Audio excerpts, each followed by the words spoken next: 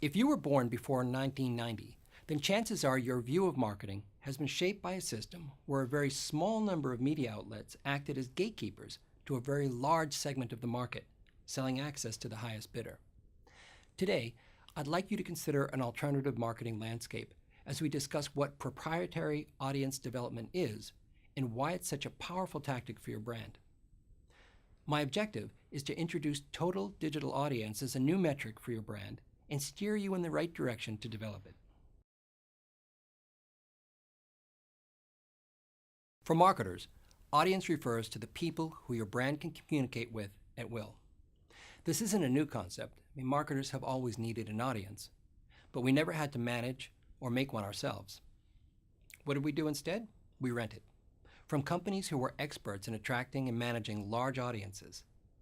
These were the newspapers, radio stations, TV networks, magazine publishers, and email list providers. These different companies use content to attract and nurture mass audiences. Then they charge marketers huge sums to communicate with their audience in ridiculously tiny slivers of exposure, like one page in a magazine or 30 seconds of airtime. This, in turn, gave rise to the advertising industry, which developed an expertise at communicating within those ridiculously tiny slots. It also led to a mentality among marketers that marketing communication was an infrequent activity to be carefully controlled and doled out in teaspoons.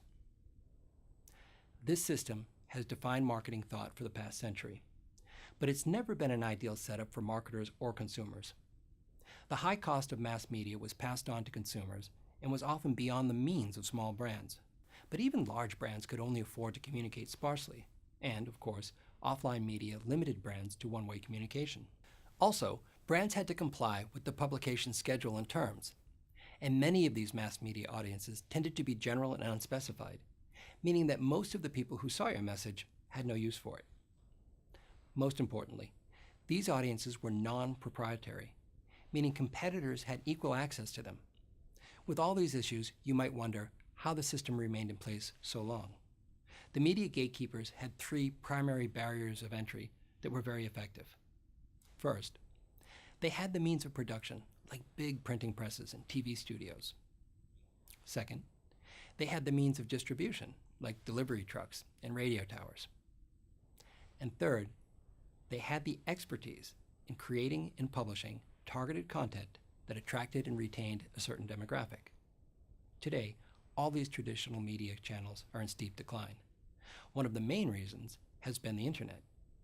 It removed two of the three barriers to mass communication by turning both production and distribution into a commodity. Anyone today with a smartphone can create content and make it accessible to billions of people in a matter of seconds. This has eliminated the middleman and diluted the media monopoly. This matters because awareness matters and engagement matters. But brands can't have either if they don't have an audience. For the first time, brands have an option to the dysfunctional and expensive audience rental system. Today, brands can build their own proprietary audience and communicate what they want, as much as they want, whenever they want. Already, we're starting to see a correlation between audience size and category leadership. This may not be a causal relationship now, but it is likely to be as brands get better at developing and managing proprietary audiences. In other words, brands that are better able to build and manage online support could create a competitive advantage in the same way that brands have been able to gain an advantage with larger media budgets in the past. An example of a brand that understands audience is Beyoncé. In December of 2013, she released her fifth album, completely ignoring the way you're supposed to sell music. No advance notice, no paid advertising in Billboard or Rolling Stone, no slowly releasing singles from the album, no PR circus with magazine and radio interviews or TV appearances. Beyoncé simply posted the cover of the album on Instagram with the caption, "Surprise." That was the extent of her promotional effort. One word on Instagram. That one word generated over 1.2 million tweets in the first 12 hours alone. That's 100,000 tweets an hour, to say nothing of the publicity generated on every other social platform, as well as in conventional media.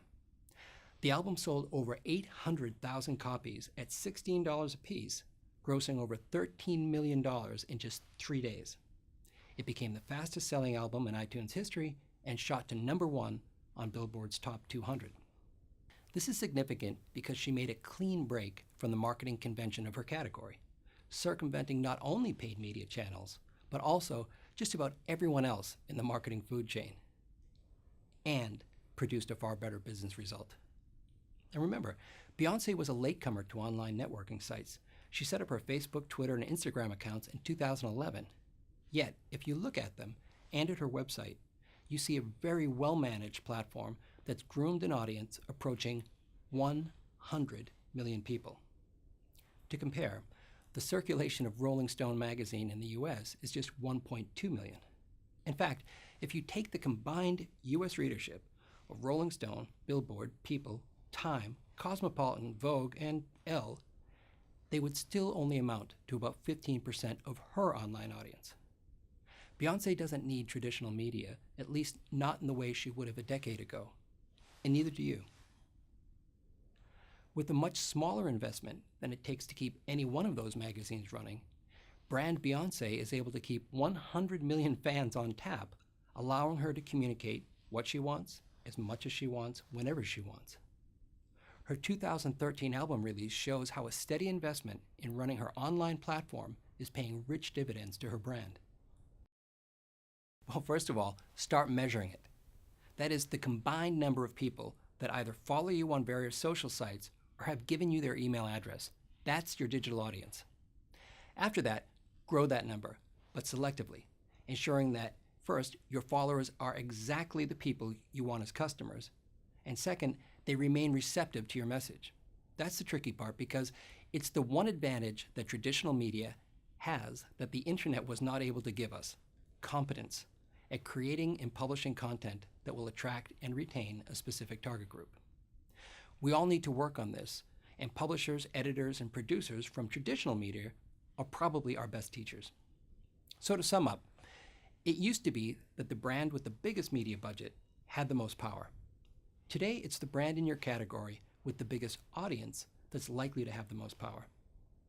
The internet may have broken the media monopoly by giving us the means to easily produce content and distribute it globally, but what most marketers still lack is expertise in creating the right type of content to build and maintain an engaged audience.